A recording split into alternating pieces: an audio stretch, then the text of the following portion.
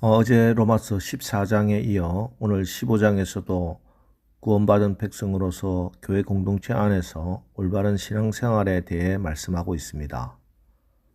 14장 23절에 사랑으로서 역사하는 믿음에서 나오는 것이 아니라면 죄라고 지적했는데, 오늘 15장에서 다시 그 말을 풀어서 자기를 기쁘게 하는 동기가 아니라 이웃을 기쁘게 하는 동기에서 행하라고 권면하고 있습니다. 이것이 선을 이루는 것, 즉 하나님의 뜻을 이루는 것이고 덕을 세우는 것입니다. 그래서 사실 어떻게 보면 신앙생활의 최종 목적이 바로 이것입니다. 1절과 2절 말씀 보겠습니다. 믿음이 강한 우리는 마땅히 믿음이 약한 자의 약점을 담당하고 자기를 기쁘게 하지 아니할 것이라. 오직 각 사람이 이웃을 기쁘게 하되 선을 이루고 덕을 세우도록 할지니라. 믿음이 강한 성숙한 성도는 자기를 기쁘게 하지 아니하고 이웃을 기쁘게 하는 사람이라고 말씀합니다. 자기 중심적으로 살지 않고 이웃을 기쁘게 하고 사는 자가 성숙한 성도이며, 이것이 곧 교회의 덕을 세우고 그리스도의 덕을 세우는 아주 중요한 버팀목이 됩니다. 사실 우리가 신앙생활을 하다 보면은 얌체 같은 사람들 만날 때가 있지 않습니까? 자기를 드러내는 일에, 자기의 유익이 되는 일에만 열심을 내는 지극히 자기중심적인 사람들.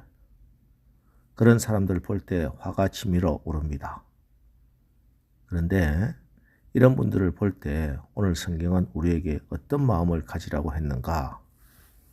5절, 이제 인내와 위로의 하나님이 너희로 그리스도 예수를 본받아 서로 뜻이 같게 하여 주사.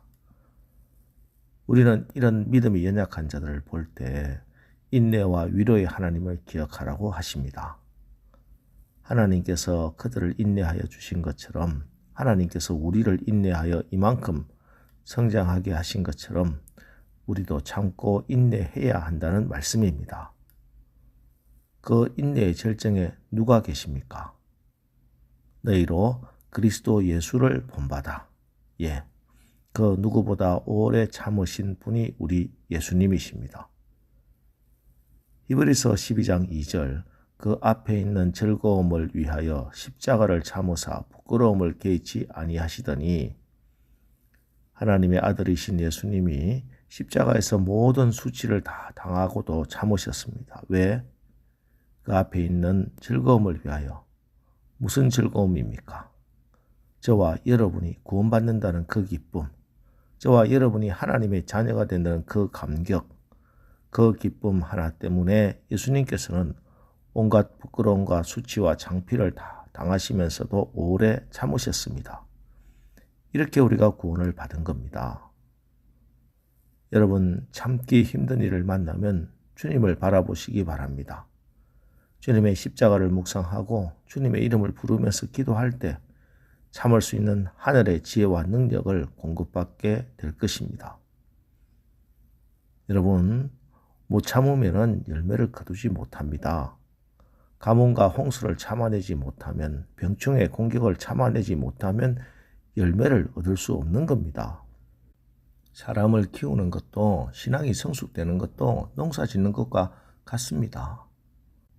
어린 새싹이 돼지를 뚫고 나오는 것이 불가능해 보이지만 봄이 되면 결국 돼지를 뚫고 올라오듯이, 하나님의 신실하심을 믿고 오래 참으면은 하나님이 믿음의 성도, 성숙한 성도로 만드시는 겁니다.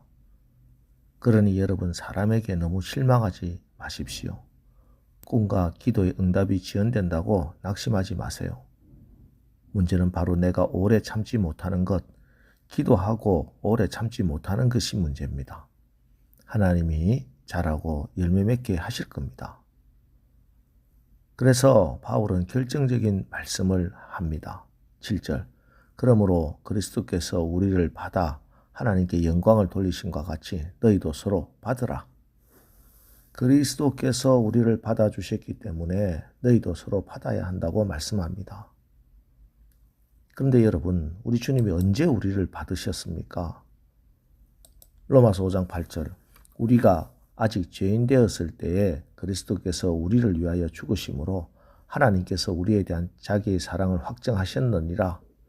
예, 우리가 아직 죄인 되었을 때, 우리가 십자가의 원수 되었을 때, 그때 그리스도께서 우리를 받아주셨습니다. 만약 우리가 제대로 된 성도가 된 후에 우리를 받겠다고 했다면 우리는 영원히 그리스도에게 속하지 못했을 겁니다.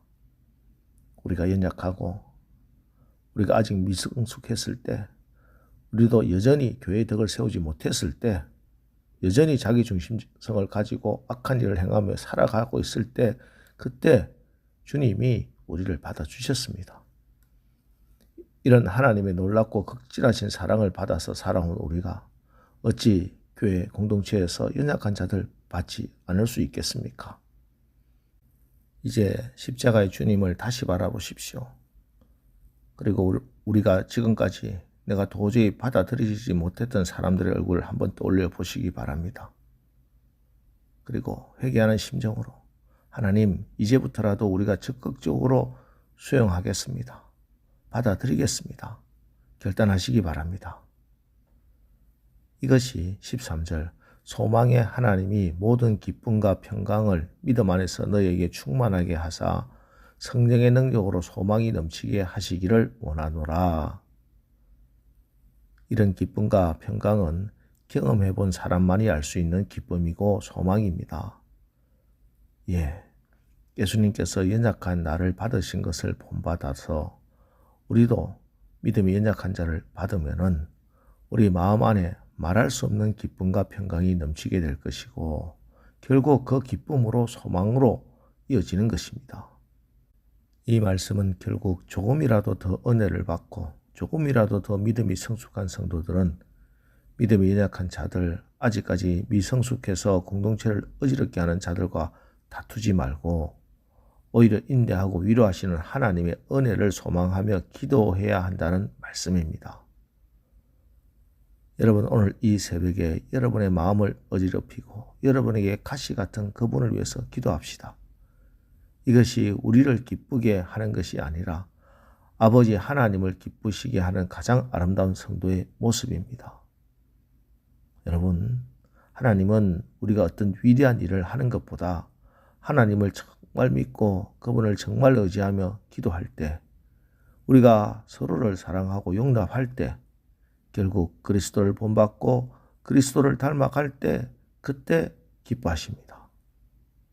오늘 이 새벽에도 십자가를 바라보며 특별히 아직도 내 마음에 용납되지 않는 믿음이 약한 자들을 놓고 간절히 정말 예수님의 그 마음으로 기도하여 소망의 하나님이 주시는 모든 기쁨과 평강이 여러분에게 충만하게 되시기를 주님의 이름으로 축원합니다.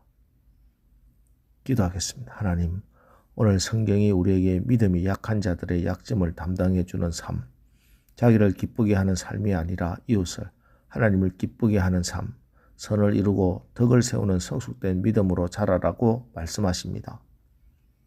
하나님은 우리가 어떤 위대한 일을 하는 것보다 우리가 서로 사랑하고 용납하며 서로의 약함을 위해서 중보하며 기도하는 이 모습 기뻐하는 줄 믿사옵고, 오늘 이 새벽 기도 시간 십자가를 바라보며 특별히 아직도 내 마음에 용납이 되지 않는 믿음이 약한 자를 위해서 기도하오니 주님 안에 있던 그 기쁨과 평강으로 충만하여 승리하는 오늘 하루가 되게 하옵소서.